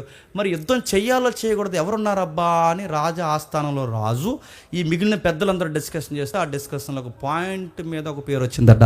ఎవరున్నారంటే ఎలీసా ఉన్నాడు అనలేదంట. మీరు ఇంటికి వెళ్ళినారు చదవండి, ఎలీసా ఉన్నాడు అనలేదట. ఏలియా భోజనం చేసిన తర్వాత చేతుల మీద నీళ్ళు వేసి ఒక కుర్రోడు ఉండేవాడే, 10 years నుంచి అక్కడ సర్వీస్ చేస్తున్నాడు. ఆ ఏలియా చేతుల మీద భోజనం చేసిన తర్వాత నీళ్ళు వేసి ఆ కుర్రోడు ఉన్నాడే, ఆ కుర్రోడిని పిలవండి అన్నారట. ఎలీసా అడ్రస్ ఏంటి చెప్పనా? ఏలియా చేతుల మీద నీళ్ళు వేసాడు. ఇప్పుడు వినండి, నీళ్ళు వేసాడని మొత్తం ఎగ్గొడ తిరిగాడా? ఏలియా వెళ్ళిపోతే ఏలియా తర్వాత 2 ఆత్మను పొందుకున్నది ఎవరు చెప్పండి? ఎలీసా. అది శిష్యరకం అంటే గుర్తుపెట్టుకోండి. సహాయము చేయాలి, పరిచర్య చేయాలి, అన్నిటికన్నా ముఖ్యంగా వాళ్ళ కూడా తిరుగుతున్నప్పుడు చెప్పండి వాక్యం నేర్చుకోవాలి. ఇలా అడగరు. కొంతమంది నన్ను అడుగుతారు విచిత్రంగా, నాకు నవ్వాలో ఏడాలో అర్థం అవ్వదు. వాళ్ళు ఏమని అడుగుతారంటే, నువ్వు లెసన్స్ ప్రిపేర్ చేస్తావు అని అడిగారు నన్ను. అలాగే చేస్తాను అన్నాను. అదే ఎలాగా అని అడిగారు. అలాగే అన్నాను. ఎలా ప్రిపేర్ చేస్తామండి? పరలోకం చేయను డుమ్మని వచ్చి మీద అర్థం చెప్పండి. ఎలా ప్రిపేర్ చేస్తాం? మొత్తం చదువుతాం, కూర్చుంటాం. ఆ పుస్తకాలు నేను ఎలా ప్రిపేర్ అవుతాను మా ఇంటికి వచ్చి చూడండి, పిచ్చెక్కిపోతుంది మీకు. నాకు చదువుకోవడానికి ఇబ్బందిగా ఉంటుందని 10 lakhs 20 lakhs పెట్టి పైన ఒక రూమ్ వేసుకున్నాను. కేవలం గర్వంగా చెప్పుకున్నాను, కాల్ ఎగరేసి మరీ చెప్పుకున్నాను, కేవలం బైబుల్ చదువుకోవడానికి ఒక స్టడీ రూమ్ కట్టుకుంటున్నాను. నేను పుస్తకాలు అన్నీ మీద వేసుకోవాలి, ఏమున్నాయో ఎన్ని యాప్స్ ఉన్నాయో అన్నీ మొత్తం చదువుకోవాలి, అన్నీ చదువుకోవాలి. ఆ చదివిన సారాన్ని నేర్చుకుని మీకు చెప్పాలి. అలా రెడీ చేయాలి. ప్రభు జ్ఞాపకం చేస్తాడు, నేర్పిస్తాడు. అర్థం కాని విషయాలు చాలా విచిత్రంగా అర్థమవుతాయి. మీకు ఆ ఎక్స్పీరియన్స్ ఉందో లేదో నాకు తెలియదు, కానీ 100 సంవత్సరం నుంచి మరుగైపోయిన కొన్ని రెఫరెన్స్ మనం గదిలో కూర్చొని చదువుతున్నప్పుడు అలా ఒక్కసారి విడిపోయినప్పుడు ఆ ఆనందానికి ఎన్ని కోట్లు ఇచ్చినా మళ్ళీ చెప్తున్నాను సరిపోదండి. అరే రెఫరెన్స్ ఇన్ని సంవత్సరాలు ఎవడో డీల్ చేయలేకపోయాడు, ఇది నాకు ఎలాగ అర్థమైంది అన్నప్పుడు అదే హోలీ స్పిరిట్ మన దగ్గర పనిచేయడం అంటే. కష్టపడినవాడు ఖచ్చితంగా ఆయన నేర్పిస్తాడు, దగ్గరుడు నేర్పిస్తాడు. అందుకే మనకు పరిశుద్ధాత్మ నేర్పిస్తాడు. మనం వెళ్ళి చెప్పండి ఇతరులు నేర్పించాలి, ఆ ఇతరులు ఇంకొకరిని నేర్పించాలి, వాళ్ళు పరిశుద్ధాత్ముడితో కనెక్ట్ అవ్వాలి. ఇలా ఒక్కరికి ఒక్కరు నేర్చుకోవడమే చెప్పండి సర్వలోకానికి వెళ్ళి చెప్పండి సర్వ సృష్టికి సువార్త చెప్పడం. ఒక కామెంట్ చేయొచ్చా చేయకూడదని ఇందాక నుంచి భజ్జన అవుతున్నాను. ఒకవేళ తప్పు అయితే వాళ్ళ యొక్క ఇంకిత జ్ఞానం నాకు వదిలేస్తున్నాను. వీధి సువార్తలు చేస్తారా? చెయ్యొచ్చు, చేయొద్దు అంటలేదు. కానీ వీధి సువార్తలు చేసేసి కొంతమంది, అందరు కాదు కొంతమంది ఉద్దేశం ఏంటో తెలుసా? ఆ వీధి సువార్తలు చేసి ఇంకా వీధికి ప్రకటన చేసి ఇంకా అయిపోయింది సువార్త అనుకుంటారు. బైబిల్లో అలా కాదు సువార్త. వీధులకి వెళ్ళారు, వీధుల్లో నిలబడ్డారు. ఆ వీధుల్లో దొరికిన వారిని ఒక టీముగా కూర్చోబెట్టి తురానను పాఠశాలల దగ్గర, సొంత గృహాల దగ్గర, మేడగదుల మీద ఆ టీమును కూర్చోబెట్టి నెలో 2 నెలల్లో, సంవత్సరమో 2 సంవత్సరాలు ట్రైనింగ్ ఇచ్చినట్టు ఇచ్చి వాళ్ళకి నేర్పించి అక్కడ ఒకరు తయారైన తర్వాత తిమోతి ఈ టీముని ఎఫ్సి సంఘాన్ని నువ్వు నడిపించని అప్పుడు అప్పగించి అప్పుడు అక్కడి నుండి పక్క ఏరియాకి వెళ్ళేవారట. అది సువార్త చేయడం అంటే. కానీ మనం ఎలా చేస్తున్నాం చెప్పిన? ఇక్కడ అరిచేస్తున్నాం, సువార్త చెప్పేస్తున్నాం. ఎవరైనా అడ్డొస్తే సీరియస్గా జేబులో చేయలెట్టి పాద దులిపేసి అయిపోయింది, ఇక తీర్పు మీకే అనేసి వచ్చేస్తున్నారు. అది కరెక్టా? అది సువార్త చెప్పాలి, ఈదుల్లో అరవాలి, ఈదుల్లో మాట్లాడాలి. దానికి స్పందించిన వారిని తీసుకొచ్చి కూర్చోబెట్టి కొన్ని నెలలు వాళ్ళతో చెప్పండి, డిస్కషన్ చేయాలి. నేను మళ్ళీ అడుగుతున్నానండి, ఇప్పుడు సండే వర్షిప్ మీరు వస్తున్నారు, రేపొద్దున్న ఆది కాడి నుంచి ప్రకటన గ్రంథం వరకు నేర్పిద్దామన్న ఫీల్ ఎప్పటి నుంచో నాకు ఉంది. వచ్చిన వెనక వచ్చిన ఏ సాటర్డే పెడతాం? ఎంతమంది వస్తారా? చర్చకు వచ్చినంత ఉద్దేశం బైబిల్ స్టడీస్కి రారు. సభలకు వచ్చినంత సంతోషం నేర్చుకోవడానికి రారు. దేవుడు ఎవరిని చూస్తాడంటే మళ్ళీ చెప్తున్నాను, ఆయన వెళ్ళిపోతున్నప్పుడు ఈ భూమి మీద నుంచి ఆయన వెళ్ళిపోతున్నప్పుడు ఆయన కోరుకున్నది ఒకే ఒక్కటి. మీరు నేర్చుకున్నారు, ఇతరులకి చెప్పండి, నేర్పించండి. దీన్నే గ్రేట్ కమాండ్ లేదా గ్రేట్ కమిషన్ అన్నాడు. అంటే దీన్ని మిషన్ వర్క్ అన్నాడు. డెడికేట్ అయిపోవాలన్నమాట, పూర్తిగా అప్పగించాలన్నాడు. పూర్తిగా మనం వాళ్ళకి అప్పగించుకొని పూర్తిగా నేర్చుకోవాలి. ఆ నేర్చుకున్న తర్వాత సంపూర్ణమైన వ్యక్తులు తయారైనప్పుడు మనకి ఎంత నిండుగా ఉంటుందో. ఎస్, ఈ తమ్ముడు తయారయ్యాడు, ఈ తల్లి తయారైంది, వీళ్ళు తయారయ్యారు, చాలు మనకేమైనా వీళ్ళ సంఘాన్ని చెప్పండి నడిపించేయగలరు, నలుగురిని తయారు చేయగలరు. అందుకే యేసు ప్రభువు ఎలుతూ చివరిని ఏమన్నాడు చూడండి. అపోస్తుల కార్యం 1వ అధ్యాయం 8వ వచనం. అపోస్తుల కార్యం 1వ అధ్యాయం 8వ వచనం ముగించేద్దాం. 1వ అధ్యాయం 8వ వచనం.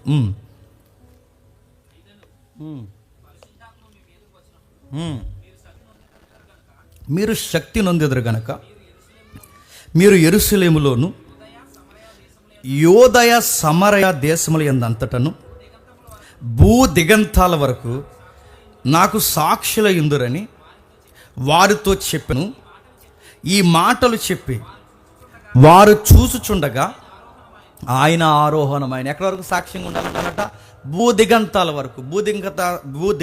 వరకు మీరు సువార్త చెబుతూనే ఉండాలి. చాలామంది ఏమంటున్నారంటే, నేను తప్పని అంటలేదు కానీ చాలామంది సువార్తకి దర్శనం వచ్చిందని చెప్పి సిటీల్లోకి వస్తుంది. వాళ్ళకి దర్శనం ఏంటో మరి.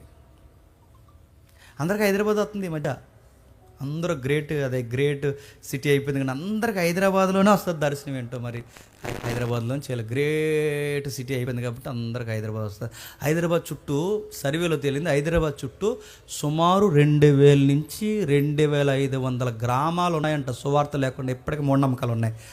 మొత్తం అవుట్ రింగ్ రోడ్ ఉందా, అవుట్ రింగ్ రోడ్ బయటికి వెళ్ళిపోతే సుమారు 2000 నుంచి 2500 గ్రామాలు ఉన్నాయట. ఇప్పటికీ సువార్త అంటే తెలియదట. అక్కడ రాదు ఎవరికి దర్శనం, అందరికి సిటీ మధ్యలో వస్తుంది దర్శనం. యేసుప్రభువారు ఏమన్నా తెలుసా? సర్వలోకానికి, పల్లెకి, పట్టణాలకి, దేశాలకి ఎక్కడ అవకాశం ఉంటే అక్కడికి పోయి ఏం చేయాలి చెప్పండి? సువార్త చెప్పాలి. సువార్త చెప్తున్నప్పుడు ఆ సువార్త వెనకాల నీకు ఏ ఉద్దేశం ఉండాలి చెప్పండి? శిష్యులను తయారు చేయాలి. అలా తయారు చేసేటప్పుడు మనకు ఒక సహకారం ఉండాలట. ఆ సహకారం ఎవరో తెలుసా? పరిశుద్ధాత్మ. ఆ సహకారం ఎవరో తెలుసా? ప్రభు అయిన యేసుక్రీస్తు వారు. ఆయన చెప్పాడు కదా చివరి వచనంలో, సదాకాలము చెప్పండి నీతోనే ఉంటా. ఆ మాటకు అర్థం ఏంటండి? తెలిసి రాసిన తెలియక రాసిన ఆ పాట నాకు తెలియదు కానీ తెలిసినా తెలియకపోయినా రాయాల్సింది మాత్రం రాశారు. ఆ పాటలో మీనింగ్ మీకు తెలుసు. మనుషులు ఎప్పుడు చెప్పండి నీతో ఉంటారు. ప్రభు చెప్తున్నాడు, వెళ్ళండి, మీతో ఎవరున్నా ఉండకపోయినా చెప్పండి సదాకాలం చెప్పండి నేనుంటాను. పరిశుద్ధాత్ముడు ఉంటాడు. శక్తి నందండి, సర్వలోకానికి చెప్పండి సువార్త చెప్పండి, సాక్ష్యం చెప్పండి. ఏమనంటే జీసస్ పుట్టాడు, జీవించాడు, మరణించాడు, తిరిగి లేచాడు, కొన్ని సంగతులు ఆయన నేర్పించాడు. దానికి ఒక గ్రంథం ఉంది. ఈ గ్రంథాన్ని నేర్చుకుని శిష్యులుగా తయారు చేయండి. ఆ నేర్పించడానికి మీ యొక్క ఎనర్జీని పెడతారో, మీ నాలెడ్జ్ని పెడతారో, మీ పవర్ని పెడతారో, ఎన్ని పెడతారో అన్నిటిని బట్టి ప్రభు అయిన యేసుక్రీస్తు వారి యొక్క ఆ భావజాలాన్ని శిష్యులకు నేర్పించండి. చివరి ఎగ్జాంపుల్ బిల్లీ గ్రహం గారు తెలుసుగా, తెలిసినా తెలియకపోయినా తెలిసినట్టు చూడండి. బిల్లీ గ్రహం గారు చనిపోయారు. గ్రేట్ ఎవాంజలిస్ట్ ఆయన. ఆ బ్యాచ్ మంచి ఆయన. ఆ గొప్ప పరిచారకుడు ఎవరైతే ఉన్నారో ఆయన మీటింగ్ పెడతానంట ఫుట్బాల్ స్టేడియంస్ నిండిపోయాయట. ఆయన మీటింగ్ పెడితేనట ఆల్టర్ కాల్ ఇస్తారు. ఆల్టర్ కాల్ అంటే తెలుసు కదా, ఆల్టర్ కాల్ అంటే ఏరో ఫోన్ నుంచి చేస్తారని కాదు. ఆల్టర్ కాల్ అంటే పిలుస్తారు. వాక్యం అంతా చెప్పిన తర్వాత ఆల్టర్ కాల్ అంటే నేను మెసేజ్ అయిపోయిన తర్వాత ఆ మెసేజ్ అంతటిని ప్రేయర్లోకి తీసుకొస్తాను. చూసారా, ఈ రాత్రి నీకు ఈ మెసేజ్ అర్థమైతే, దేవుడు నీతో మాట్లాడితే, ప్రభువు నేరుగా నేను టచ్ చేస్తే రా, ముందుకు రా, దేవుడు నేను పిలుస్తున్నాడు. దాన్ని ఆల్టర్ కాల్ అంటారు. దాన్ని ఈ ఆల్టర్ కాల్ బిల్లీ గ్రహం గారు ఇచ్చినప్పుడట లక్షల మంది అలా బాప్టైజం తీసుకున్నారంటే వచ్చి అలా బాప్టైజం తీసేసుకునేవారట. అలా లక్షల మంది, వందల మంది బాప్టైజం తీసుకుంటే ఈ కన్ను ఈయన చేస్తున్న పరిచర్ని అనేక మంది చూడడమే కాదు, రాజకీయ నాయకులు కూడా చూశారట. అమెరికా రాజకీయ వ్యవస్థ చూసి ఏమందంటే, బిల్లీ గ్రహం గారితో మేము ఎలాగైనా మాట్లాడాలని చెప్పి బిల్లీ గ్రహం గారి దగ్గరకు వచ్చారు. వచ్చి మాట్లాడి ఒక మాట అన్నారు. ప్రతిపక్షం వచ్చారు, అధికారం వచ్చారు, ఒక మాట అన్నారు బిల్లీ గ్రహం గారితో.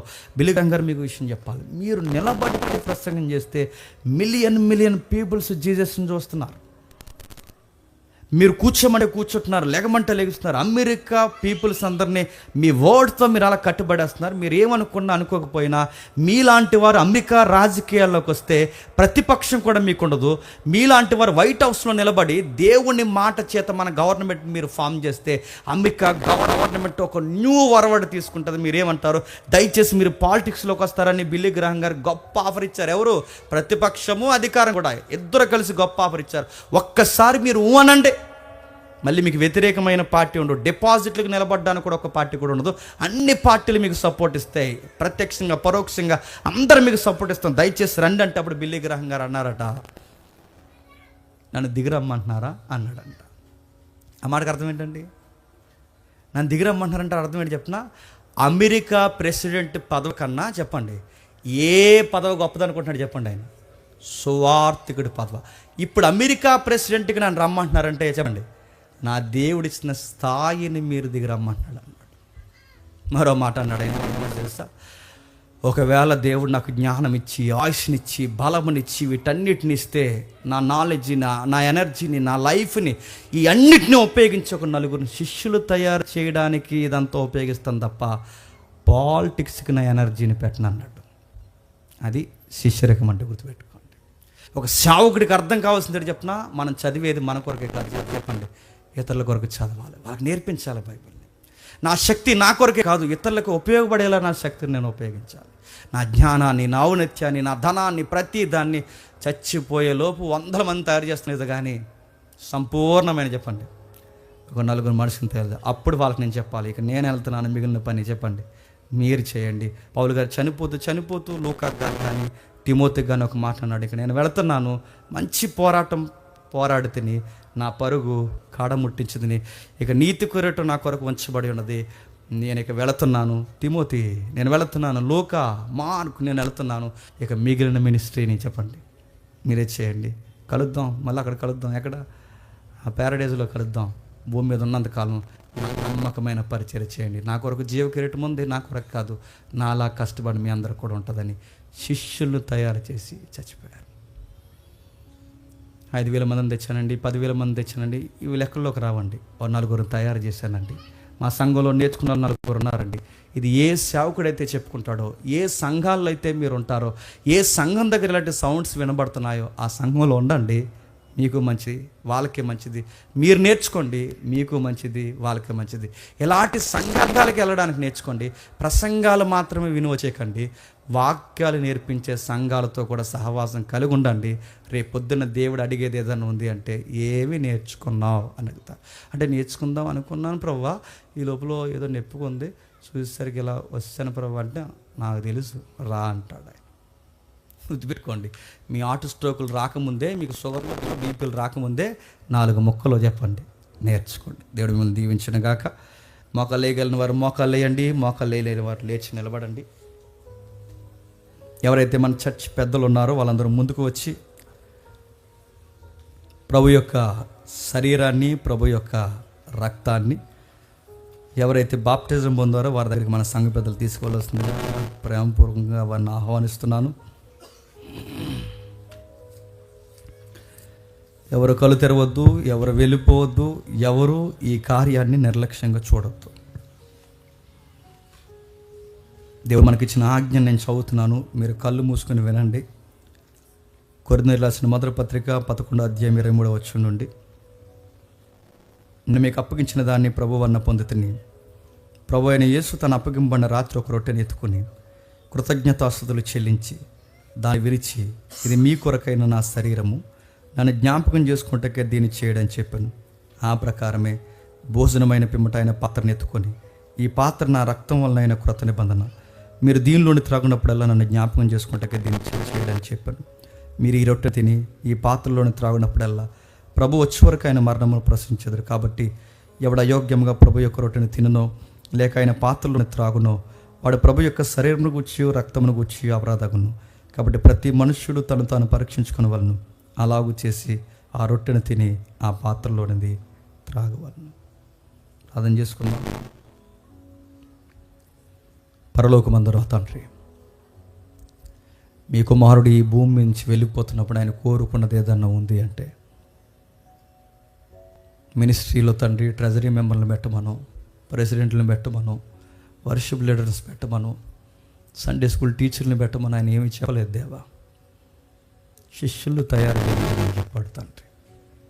ఈరోజు సంఘాల్లో అది లేదు. వందల వేలకు పడగలెత్తిన సంఘాలు ఉన్నాయి. పట్టుమని 4 ముక్కలు నేర్చుకునే శిష్యులు లేరు తండ్రి. నేర్పిద్దామని మాలాంటి వారు నిలబడిన మాకు సపోర్ట్ చేసే వాళ్ళు కూడా లేరు తండ్రి. మేము నేర్పిద్దాం మేము అనుకున్నా తండ్రి, మాకు ధైర్యంగా మా పక్కన నిలబడేవారు కూడా ఎవరు లేరు. అలా మేము కృంగిపోకుండా ఉండడానికే మా ప్రియుడు మీ కుమారుడు తండ్రి వెళ్ళిపోతూ ఒక మాట ఇచ్చాడు, సదాకాలం నేను మీతో కూడా ఉంటానని. ఆ ఒక్క మాట చాలు తండ్రి. మాకెవరున్నా ఎవరు లేకపోయినా, ఎవరు మాతో కలిసి వచ్చినా రాకపోయినా, మనుషులు అన్నవారు నిలిచినా నిలవకపోయినా తండ్రి, మా ప్రభు మాట్లాడుతున్నాడు. మేము చేయాల్సిన పని మేము చేస్తాం, మేము నేర్చుకున్న తండ్రి నలుగురికి నేర్పిస్తామని కుతూహలం, బాధ్యత, భారము కలిగిన వాళ్ళ తండ్రి లేపండి. మా చుట్టూ తండ్రి ఇలాంటి యవనస్తున్న తండ్రి మీరు కదపండి. వారి చదువుల్ని, వారి భవిష్యత్తుని, వారి జ్ఞానమును తండ్రి ఇలాంటి విషయాల్లో పెంపొందింప చేయడానికి తండ్రి వారిని వాడుకోండి. గొప్ప అవకాశం మాకు దయచేసి చేశారు. ఆయన చేసిన త్యాగంలో తండ్రి ఆయన శరీరాన్ని విరవడానికి, ఆయన రక్తాన్ని తండ్రి మేము చేతులు కలపడానికి ప్రతి వారము మాకు జ్ఞాపకం చేస్తున్నారు. ఆయన ఇచ్చిన మిషన్ వర్క్ మేము మర్చిపోము తండ్రి. ఇదే మేము భూమి మీద బతుకున్నంతకాలం మాకు ఏదన్నా లెగసీ ఉందంటే మాలాగా కొంతమందిని మేము తయారు చేయడమే. దాని కొరకు మా ఆస్తులు ఖర్చు చేస్తాం, దాని కొరకు మా శక్తిని మేము ఖర్చు చేస్తాం, దాని కొరకు మా జ్ఞానమును మేము ఖర్చు చేస్తాం, దాని కొరకే మేము జీవిస్తాం, ప్రకటిస్తాం. ఒకరోజు మా ఆయుస్సులు ముగించుకుని తండ్రి ఈ లోకాన్ని విడిచి మీ చెంతకు మేము చేరిపోతాం. రేపొద్దున మీ ఎదుటి మేము నిలబడితే నువ్వెవరిని తయారు చేసావు జేమ్స్ అని అడిగినప్పుడు, ఇదిగో ప్రభువా ఈ 4 తయారు చేసుకున్నానని తండ్రి చెప్పుకునేంత ధన్యత, జ్ఞానమును తండ్రి మనుషులను లేవనెత్తండి. అట్టి ధన్యత మాకు ఇవ్వండి. ప్రవృత్తి కార్యక్రమంలో ఎవరైతే చేతులు ముంచుతున్నారో, ఎవరైతే తండ్రి ఈ కార్యంలో తండ్రి ప్రతి వారము తండ్రి వారి చేతులకు సహవాసం కలిగి ఉన్నారు, రొట్టెను తీసుకుంటున్నాం, ద్రాక్షరసాన్ని తీసుకుంటున్నాం, మాతో మా అందరితో మీరు ఉంటారని కోరుతూ క్రీస్తున్నామని ప్రార్థన సమర్పిస్తున్నాం తండ్రి. కళ్ళు తెరవద్దు, మీ కుడి చేతును చూపించండి. అలానే ప్రార్థనలోకి పోద్దాం. చిందితి రక్తమునాకై పొందిన దెబ్బల చేత, చిందితి రక్తమునాకై పొందిన దెబ్బల చేత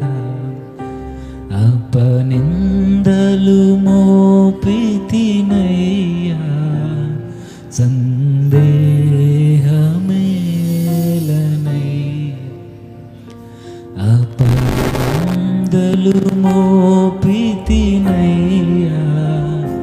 సందేహమేల నయ్యా అపరాధిని యేసయ్యా కృప చూపి బ్రోవుమయ్యా అపరాధిని యేసయ్యా కృప చూపి బ్రోవుమయ్యా నెపమించకయే నీ కృపలో నెపమించకయే నీ కృపలో అపరాధములను క్షమించు అపరాధములను క్షమించు. అలానే ఏకీవించండి. రొట్టె కొరకు ప్రార్థన చేసుకుందాం. ప్రేమగల తండ్రి, కృపగల దేవ, ఆయన శరీరాన్ని, అమూల్యమైన శరీరాన్ని మేము విరుస్తున్నాం.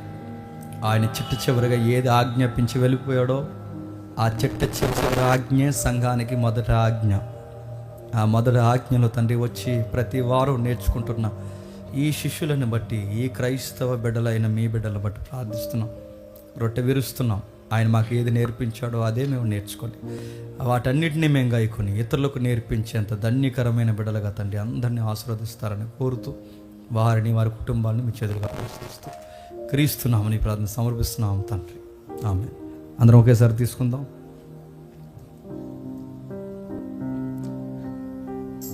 ఘోరంబుగా దూరితిని నేరంబులను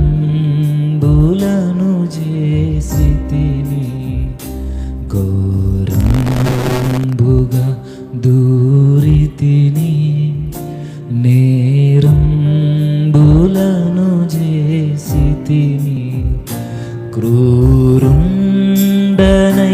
గొట్టితిని ఘోరంబు పాపిని దేవా క్రూరుండనై